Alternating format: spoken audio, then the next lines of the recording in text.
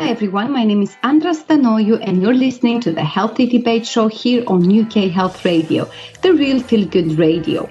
61% of women are overweight and obese, leading many women to decide to lose fat in 2022. New research has shown that resistance training is a far better way for controlling body fat than going on extreme diet fads or endless amounts of cardio. We will find out more details about resistance training and weight loss from Fiona Hawker. Fiona has enjoyed sports for many years and she has represented England at several international sport events for the English national curling team. Fiona has also been involved with Curves since 2004 and she currently works within the operational support team focusing on training and the development of at-home workout solutions. Hi Fiona, welcome to the Healthy Debate Show. Thank you very much, Andra. Thank you for having me. Fiona, I'm so curious to find out about curves, about resistance training, but let's start with you. Yeah. So just tell us a few things about yourself and obviously your intense activity with curves. Yes. Well, Andra, I've been with Curves now for 18 years and I've done many different roles within the company. Operational support, mentoring new openings. I've been involved with the operational support and I'm now doing a lot of the training and development work. Particularly, a lot of my time is taken up with at-home workout solutions as the world is changing. And I love working with so many incredible women. I love hearing their inspiring stories and I love just seeing women get healthy, strong and fit. Well, absolutely, and I'm one of them. I've been so lazy in the past 2 years, and I was telling you before we started our official conversation. I've been so lazy just because things have changed, the routine has changed, and when you're working from home, you find it harder and harder to make some time for physical activity. So I went through some quite challenging stages from being very, very active to not do any physical activity at all. So somehow now I'm in between. So I'm very excited about this conversation with you because I truly feel you can motivate me to get back on track and start resistance training. Why not? Because it's something I've never tried. So Fiona, how many women in the UK are classed as overweight or obese from what you know? Well, do you know what, Andra? It's really quite worrying because the numbers have increased about threefold in the last 40 years. Now, according to the latest statistics from the NHS, there's about 31% of women are overweight, then a further 30 are actually classed as morbidly obese. And there are so many health problems that stem from being overweight, including the effects on the joints, sleep, mood, energy levels, and of course, an increased risk of diabetes and heart disease. And also, Andra, estimates suggest that being overweight reduces life expectancy by about 3 years, and then being obese, which, if you look at it, the BMI of over 30, can actually reduce life expectancy by about 10 years. So the figures are quite worrying. It is 10 years, 3 years. It's a long time, isn't it? Like a lot of time that you could be spending with your family. Yeah, it's just concerning, isn't it? Yeah, but the great news is it can be changed. It can be reversed. That's the good news. That is indeed the good news. It is the good news. Absolutely. So let's talk about the reasons. Why do you think we've seen a rise in the obesity levels lately? Let's say in the last 40 years, because from what I read, somehow 40, 50 years ago, we started to, get heavier and heavier. Yeah, and you know yourself, over the last couple of decades, life has got busier. There's more commitments. Even with the introduction of all the extra things to make our life easier, we've got more opportunities. We're busier. We're working longer. But there's really some main factors, two main factors, I think, that really affect why there's been such a rise in obesity. And they're really poor diet choices and insufficient activity. In England, for example, about 27.5% of the adult population are actually getting less than 30 minutes of exercise a week. And 11% are getting between 30 and 150 minutes. So all in, that means about 40% of the adult population are not hitting the minimum guidelines for physical activity. The other main factor I said was, lack of or poor diet choices. We're eating more fat, more sugar, and more salt, and not enough fruit and vegetables. And these are the two main factors really that have led to that rise in obesity levels. It's really interesting that you mentioned aspects like sugar, and absolutely I agree with you. The more I eat sugar, the more I want to eat sugar. But I'm also thinking of, I know, guilty of all charges here. But thinking about mental health, do you think there's any underlying issues? For example, if you're being depressed or anxious, or if you just find it very hard to cope with what's happening daily, do you think there's a higher chance to put on weight? Absolutely. It's a very common fact, Andra, that many people turn to food, comfort food, when they're feeling depressed or anxious. And that means they're sitting down, they're indulging, feeling guilty. And it's that vicious cycle then that the more they turn to that comfort food, the worse they feel afterwards as a result of it. Absolutely. And the guilt that comes with this, because I could see myself, for example, in the periods that I was extremely, extremely active, I didn't feel the need to eat sugar. And I actually felt bad if I was given some sugar and I would taste it, because I was thinking, I'm working so hard at the gym, I'm making so many efforts, and I'm ruining everything with a cupcake, for example. But when I'm not exercising, I just feel no shame, I can easily eat. I have no problem in stop eating nonsense and things that I know that are not doing me doing any favors to me. But because it's just like, it just feels like, what's the point? Because anyway, I'm not going to lose weight. I'm not going to exercise. It's not going to change anything. So it just feels like exactly what you mentioned, the vicious cycle. When you started on the wrong path, it just feels very hard to be put back on track and get that motivation and that inner, certainty that things can change. Yeah, it's true. So many people look at there being a little bit of a hiccup as being, that's the end. I might as well give up. I've lost the will. But then think of it as just a little hiccup, pick yourself back up. And that's the hard part. And that's where really you need a support network and people that are going to motivate you and doing something you enjoy. If you don't enjoy it, you won't do it. Well, I love you called it hiccup, because for me it was like, what's the point? It's the end of it. But it's good to hear you saying that there is hope out there. And for sure it is. I was just, trying to explain how sometimes maybe other women are feeling, because I'm sure I'm not the only one who thinks, well, what's the point? It's just not going to get the result. I'm not going to get the results I want. So I'm stressed now. I had a long day. I feel like I deserve to eat. I feel like I deserve to treat myself. And this culture of treating yourself, I don't know if you've noticed this, but I feel like it's promoted everywhere on social media and radio and TV. This idea of treating yourself with a glass of wine or treating yourself with something sweet. So I've always thought, why that need? Well, no one is telling you treat yourself with a bag of apples, for example. Well, I'm glad you mentioned that actually, Andra, because rewarding yourself is actually a really, really good way of staying motivated, but it's choosing the right reward. Yeah. And actually, if you plan to reward yourself often, rather than just doing one big reward, so every time you manage a small thing, it might even just be doing a little bit more during the week than you did the previous week, rewarding yourself. Something that, is a good incentive so that you feel really compelled to achieve your weekly goal, but treating yourself to something healthier, like, I don't know, might be something like a night at the cinema or a hot bubble bath or a new book or a bunch of flowers. That's a really nice way to reward yourself, and that gives you motivation. If the reward itself has something, it is an incentive.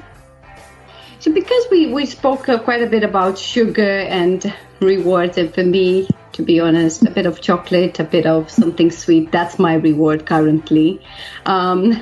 Let's talk about why women focus mainly on dieting to lose weight. Why is it easier to think about starving ourselves rather than exercising? Because for me, I do talk a lot about myself, Fiona, so I apologize for that. But because I'm the worst example and the best example at the same time. It just feels easier to starve myself or not eat as much as I would normally eat rather than go outside and exercise. Yeah, you're not alone. You're really not alone. And I'm sure there's an awful lot of women that are listening that are nodding their heads in agreement with you and thinking, yes, I feel the same. But at this time of year, particularly, and you mentioned about social media, seeing things everywhere, there are so many diets that are advertised that target women, particularly fad diets. They promote the promise of a quick result. And that's very, very tempting. But the problem with that is, you said about starving yourself is, they're very restrictive. They don't result in long-term results because they're not really promoting healthy, sustainable lifestyle changes. And often it actually results in, when you stop following that restriction, then gaining back the same amount of weight or more. And last year, interestingly enough, more than 4,000 people per day searched online for ways to lose weight fast. And that's not the healthy way, but people want the quick fix. And trying to stay away from these fad diets and actually making healthier changes and balancing a little bit of sugar, Andra, is not going to hurt you, but in moderation. It's finding that balance. So do you think weight loss is sufficient to improve your health and well-being? No, it's not. I think to be successful with weight loss, you've got to make positive changes to both your eating habits and your physical activity. And that promotes then healthy, sustainable lifestyle changes. You mentioned at the beginning there, research shown that weight loss alone is not enough to reduce the mortality rates associated with obesity. And more emphasis really should be put on exercise, because repeated weight loss contributes to weight gain, leads to weight cycling, which in turn leads to a lot more major health risks. So for that overall health and well-being and weight loss, you really need a combination of a healthy, balanced diet, cardio training to strengthen your heart and lungs, to lower your blood pressure, to boost your mood, to improve your quality of sleep, and then resistance training to strengthen your bones, increase your metabolism, burn body fat, boost your self-esteem, and ultimately enjoy a longer, healthier life.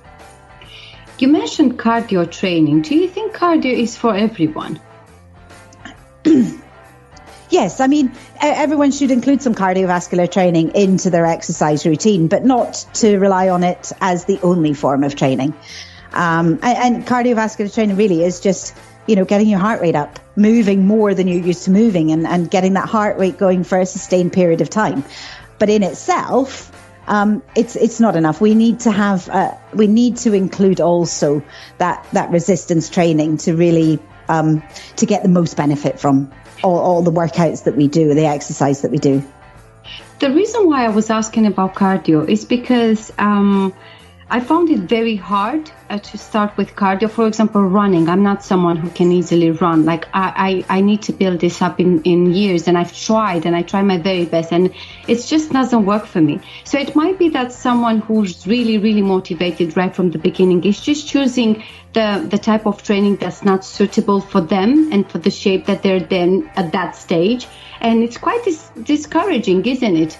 And it just gives you more reasons to say, it's just not going to work. I prefer to starve myself.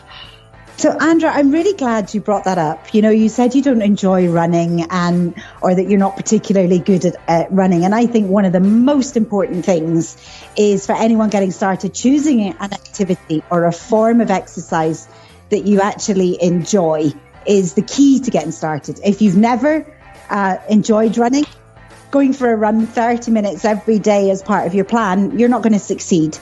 You might actually find that doing an exercise that doesn't feel like exercise is a much more successful way of getting started. Something like jumping around on the trampoline, or dancing to your favorite album in the kitchen, or going and having a game of tennis, or going roller skating. These are the kind of things that might actually help you get started, because you'll enjoy it, and also you're getting your cardio training without actually probably realizing you're doing the exercise. Yeah, you're absolutely right. And for example, I enjoy going to Zumba classes because I love dancing. So that's one way of getting your heart rate very high. But I'm just thinking about some people who maybe have some physical health problems, and sometimes just walking at a more like faster pace might be something that, you know, is the right thing for them. So it doesn't really have to be anything that's, let's say, that everyone else is doing. Because I know, for example, we live in London, so a lot of people love running, you know, and there's a culture of running, and we have the London Marathon. And, you know, when I moved to London, I thought that, that must be the way of doing things. You know, physical activity is running, but I hated it. I just don't know what to do with my mind when I'm running. So I prefer dancing because I can sing, right? So anything that works for us, I guess it's the right way of starting, at least, if not having this type of activity for a longer period of time, but at least just to get that boost of moving. Yes. So let's talk about resistance training. How does it help women lose body fat? Well, simply put, Andra, resistance training is an exercise where you are pushing, pulling, or working against some form of resistance. Now, that could be with dumbbells or resistance bands, or using your own body weight as resistance. For example, doing a push-up or a plank, or you can use strength training machines. Mm-hmm. Resistance training actually changes your body composition. That's the ratio of your lean muscle to your body fat. So it boosts your metabolism and it reduces your body fat. And the research that shows that the reduction of about 1.4% in body fat over a 4-week resistance training program. So if you want to change how your body looks and burn the fat, you don't really want to focus on the number on the scale too much, because it won't give the full picture. But rather, you want to think about the whole body composition, how your clothes fit, how your body feels and moves differently when you include that resistance training. You mentioned something that really I didn't like, Fiona. I need to confess. You said push-ups. You said push-ups. That was just an example. So let's talk about this. Why? Because when you said push-ups, my mind shut down. It's like, oh, goodness, I can't do this. So why there's so much resistance when we talk about resistance training? Why do you think we find it so hard to adopt these concepts and even like start really considering going for resistance training? What's happening in our minds, Fiona? Just clarify, please. Well, Andra, I think, you know, there've been a lot of myths surrounding resistance training, and that often is just a lack of understanding. You know, resistance training or strength training is the missing link in women's fitness, but women are still afraid of it. Now, that might be because they're scared of gaining bulky muscles. Yeah. But honestly, women lack the right amount of testosterone to bulk up like that. And it really does take a huge amount of effort to get more than just nice, toned, strong muscles. Lean. Mm-hmm. Yeah, exactly. And I think also women are wary and maybe don't want to feel stiff or sore following a workout. Now, that is sometimes a good indication of a great workout, but sometimes the stiffness really just comes from not doing it properly or not stretching properly after a workout. Do you think we should start resistance training with a personal trainer or under supervision? Or is this something that can be done, you know, outside the gym or outside the virtual environment with a personal trainer? I think there's a lot of information that is available out there about resistance training. And I do think if you're new to it and you've never done it before, I would absolutely recommend that you get help. Only because when you're doing resistance training, whether it's with your body weight or whether it's with additional weights, that focusing on doing it properly is key. You don't want to cause yourself any injuries, and you also want to make sure that you're getting balance.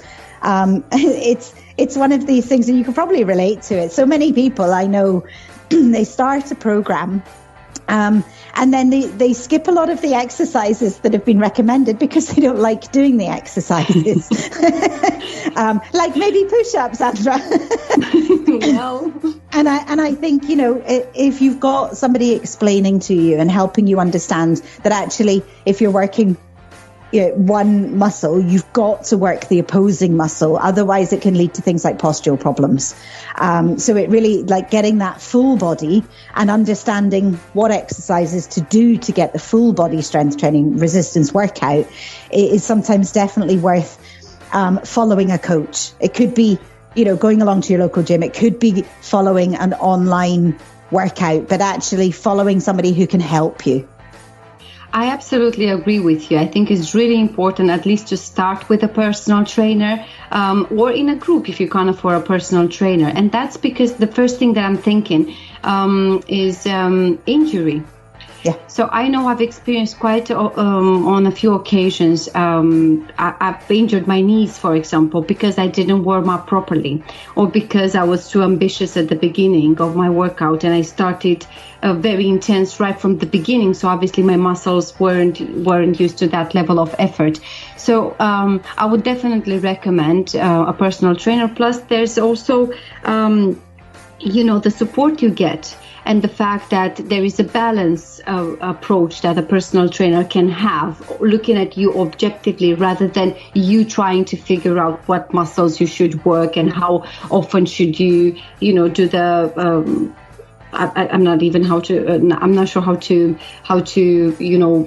put that in a phrase, like how often should you exercise a specific type of exercise, or how intense should you, the pace was the word that I was looking for. Yeah. So the pace that you should have. So definitely having a specialist next to you, it just saves a lot of pain in the long term, even though it might be a bit, not necessarily expensive, but it does have a price because it comes with great value. So when we're trying to make a change, I think it's worth considering this.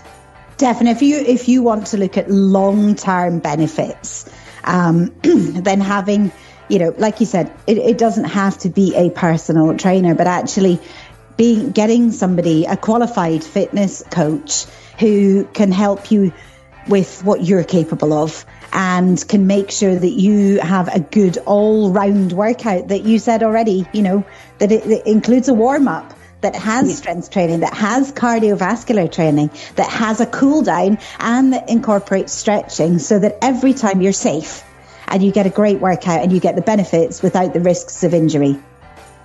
And plus is that great motivator next to you. You're not alone. It can feel quite a lonely place when you're working out on your own and you're not sure if you're doing the right thing. Plus the effort, the mental effort comes with the physical effort, right? So having someone to, push you, motivate you, and show you the benefits of the training, I think is really, really important.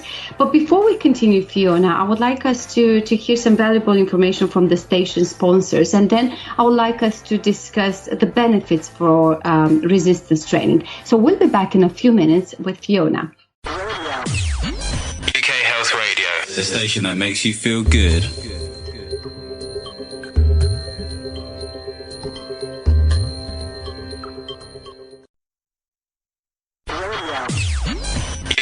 Radio, the station that makes you feel good.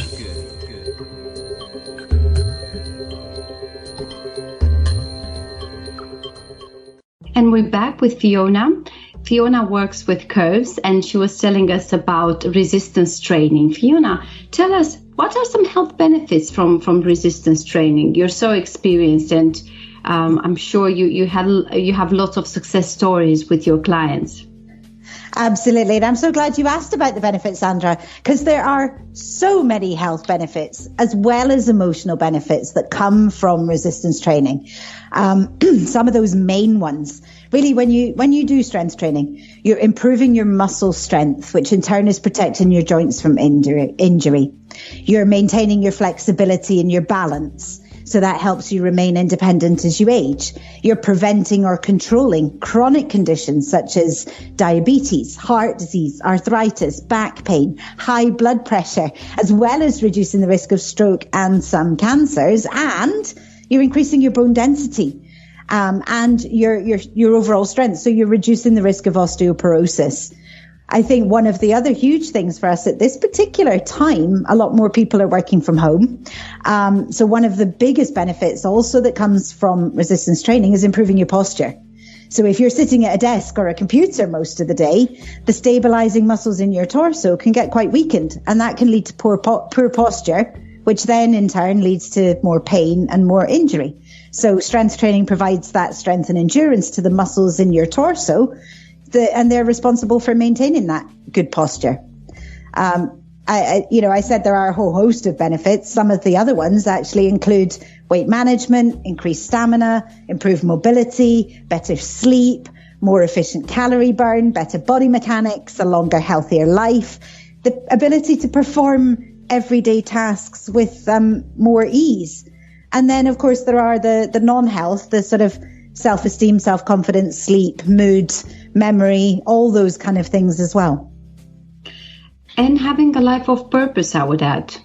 Because I remember when I was working out, I felt more intentional about my day-to-day activities, because I was doing it in the morning. So by the time you actually start your working day, you've achieved something, right? You went to the gym, you put 30, 45 minutes into your body. And I think it's also a great way of being with your thoughts, your mind, and analyzing, what you're feeling, thinking about how the day will go. So I think, because you mentioned emotional benefits, absolutely. Spending that time separate from everyone else, it can be extremely beneficial, especially with working from home when you're surrounded by family. If you have a large family with children, and, it can get quite intense. So escaping might be the way to do it. It must be. Yes, find some quiet time to break out of the cycle and focus on yourself without any guilt. So here are we here talking about resistance training, and we can't mention the benefits or mental health, right?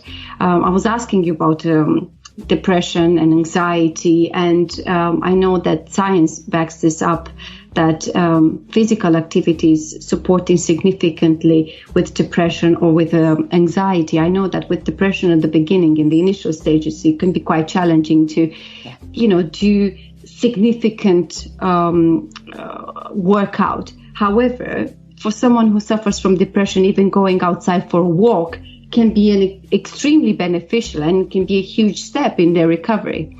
So tell us a bit about this. Do you have any experience and success stories of people maybe who suffer from mental health, anxiety, or any other health problems, and have been, have changed their way of living because of resistance training? Absolutely. Do you know, we particularly with in the last couple of years, when people's routines were changed significantly, and their ability to go out and socialize and meet people and do things that they enjoyed doing for their mental health, a lot of that was curbed. So, when we were doing a lot of our at-home workouts, we had so many of the women just saying that, how much actually having that connection and that reason to get up and to join in their exercise really helped them just sort their mental health and to reduce their anxiety and to lift their depression. Regular exercise can have such a profoundly positive impact on your mindset. It promotes all kinds of changes in the brain, including neural growth, reduced inflammation, and those new activity patterns really promote the feeling of calm and well-being. I think one of the key things as well, it actually also serves as a distraction. And when we're talking about things like anti-anxiety, exercise really helps to relieve the tension and the stress. It boosts the physical and the mental energy. It enhances well-being because you're releasing these endorphins, and really anything that gets you moving help. But of course, paying attention to what you're doing as well instead of zoning out is the key to actually benefiting and getting the most from exercise for your mental health. Do you think age is a concern for exercising? Is there any threshold that we should be mindful of? Well, I don't know if you remember, Andra. Chris Whitty said something which has really, really stuck with me.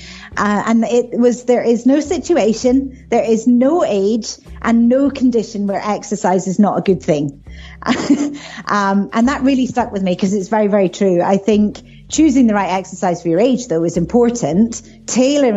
Tailoring your activity really means that you can stay well and optimize your fitness regardless of your age. And it is absolutely never too late to start exercising. But of course, the type of exercise you do in your 20s, 30s, 40s, 50s, 60s, 70s and beyond, you need to take a slightly different approach to.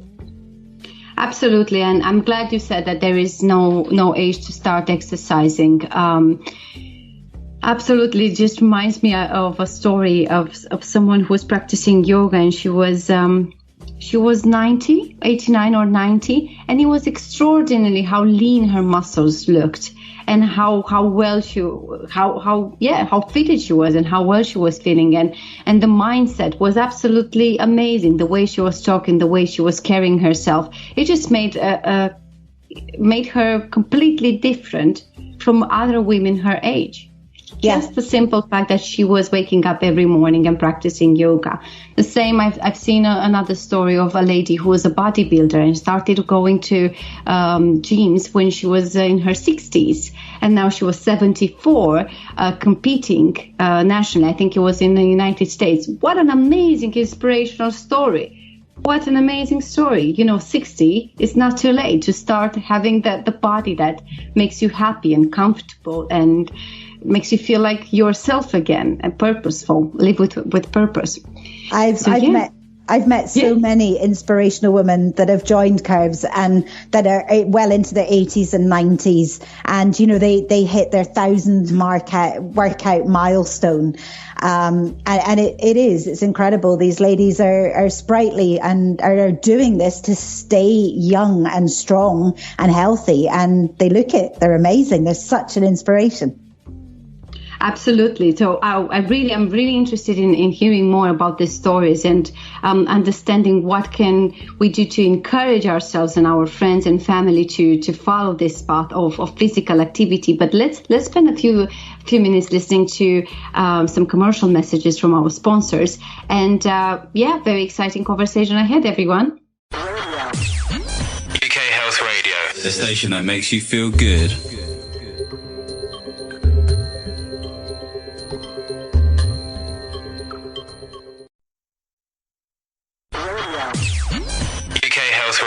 The station that makes you feel good.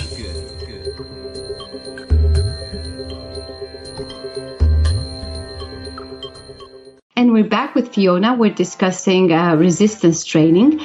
Fiona, you're full of resources and you're full of knowledge and you're full of good stories. So please tell us what tips do you have to encourage people to move more?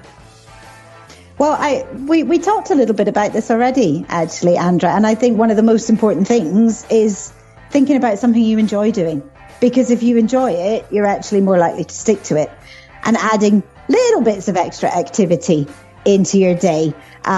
Things like taking the stairs instead of the lift, or parking a little bit further away from your destination, and walking a little bit more, or going to the park and playing with your kids or grandkids, playing frisbee or football.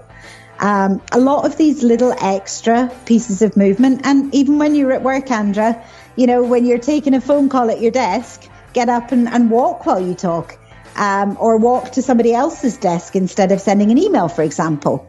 But I think, one of the things that someone told me this, and it really made me think about it. It really helped to put things into perspective. Is if you count the amount of time that you sit in various chairs and the number of different chairs you sit in through the day, it's amazing how much time you spend sitting down.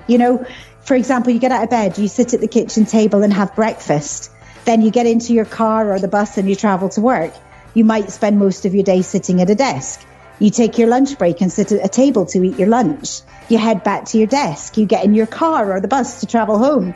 You sit down at the dining table to enjoy your dinner and then likely spend some time sitting on your sofa watching TV. And that, that adds up. It's potentially 6 different chairs during the day and could actually account for well over 10 hours of your day. So, thinking about the little things that you can do, little notifications to every now and again, once every hour or a couple of hours, get up, do some little squats at your desk or walk around the block, things like that. It adds up and it definitely helps. What are the barriers or concerns stopping women from exercising or going to the gym? What do you think? I think there's a huge number of reasons why women are concerned or maybe prevents them from starting exercise or joining a gym. And these can include things like the perceived expense, maybe not feeling comfortable in exercise clothing, maybe it's health problems or illness, the lack of ability, fear of judgment, lack of energy, not enough time, too many other commitments, or feeling guilty at taking time for themselves over spending time with the family.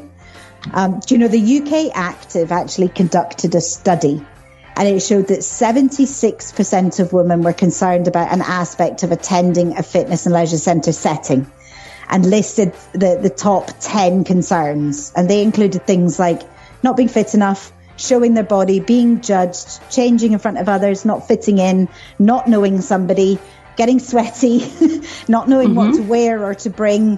And those were some of the biggest concerns and barriers. Yeah, feeling like everyone is watching you and how clumsy you are. And absolutely. Do you think women are reluctant to go to gyms that also cater for men? That might be a reason, do you think? Yeah, I think that is a concern. It is something we have to, there is a gender gap in the fitness industry. And I think at Curves, we conducted our own survey of members and found out that about 42% joined because it was designed specifically for women. Now, there are a lot of different reasons. This UK Active study that I talked about also found that 13% of women were actually concerned about the risk or threat of sexual harassment, intimidation, or embarrassment, and also had experienced being stared at, inappropriate language or jokes, and unwanted physical contact. So there are a lot of women that are wanting to belong to a community of like-minded women where there is no judgment, where there's a network of caring support. It might be for cultural reasons, but are looking to really find that safe space to work out, and where they're not compared to unrealistic stereotypes. Fiona, tell me about Curves. How does it help women? Well, Curves is a facility that is specifically designed for women, and it features a 30-minute workout. That's the warm-up, the cool-down, the strength training, the cardio, the cool-down, and the stretching.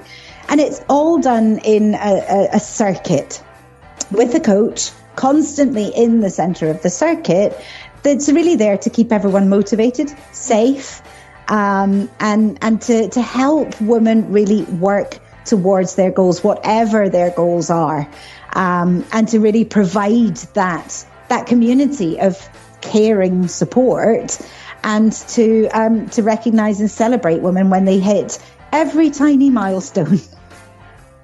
So is it only group sessions, or can it be one-to-one sessions? The way that our circuit actually works, Andra, is, it's set up in a circle, and every 30 seconds, everybody moves on to the next one. So you feel like you're in a group setting, but without being tied down to a specific time. You literally walk in the door, jump on the circuit, and then join in and move and do your own 30 minutes, 3 rounds or 2 rounds of the circuit. So you're getting all the benefits of group exercise, but without the time constraints. And it is 30 minutes. You're getting everything combined. So instead of having to go and commit an hour and a half, you're getting the same results, but just in 30 minutes. Oh, excellent. Thank you for explaining this. So can this be done at home, or do we need to be in a specific gym? We have clubs that are located all across the UK. But we also, as a result of the pandemic, we introduced our at-home workouts. So where there isn't a club, or for anyone actually who falls into that category of having concerns about actually stepping through the doors, it's a great place to start. We have a whole at-home workout program where we do live workouts 3 times a week with 3 coaches helping demonstrate the moves at different levels of intensity for all. So it's appropriate for everyone, and a coach explaining everything with everyone with their videos on so we can watch and help, and connected through a Facebook group. Amazing. That's really great. That's really great. So this means that, you can reach as many people as possible without being constrained to be in a specific setting. So I think that's really amazing. So where can we find more information about Curves? Well, the best place to visit us is on our website. That's www.curves.eu. On there, we've got links to articles about health, fitness, wellness, details about finding local clubs, and also information about our at-home workouts, as well as links to our social media pages, LinkedIn, Instagram, Facebook. Also on Facebook, we've got our Curves Europe Workout Wellness. This is an open group designed to help anyone who is looking to work out from home in a safe environment and have access directly to myself to ask any questions about fitness or getting started. Fiona, thank you so much for your time today. It was really, really interesting to find out more about resistance training. I did tell you that I didn't know much before our show, so I was very curious to hear from you about the benefits, about how can it improve our mental health, our well-being, and it was great also to hear some of your thoughts on how to encourage ourselves, how to motivate ourselves, and obviously more details about Curves, who are doing an amazing job to support women with their weight loss plans. So thank you very much again for dedicating 45 minutes of your busy time to speak with us today. Well, thank you very much, Andra, for inviting me to join you and your listeners today. It's been an absolute pleasure. Absolutely, and best of luck. I hope you achieve all of your targets for this year. Thank you. You too. Let's listen now to Geri Halliwell with a song that invites us to sweat and exercise. It's Raining Men was #1 dance hit in the United States and reached the top 10 in various other countries worldwide. Let's listen to Geri Halliwell with It's Raining Men. Until next time, may we hear only good things.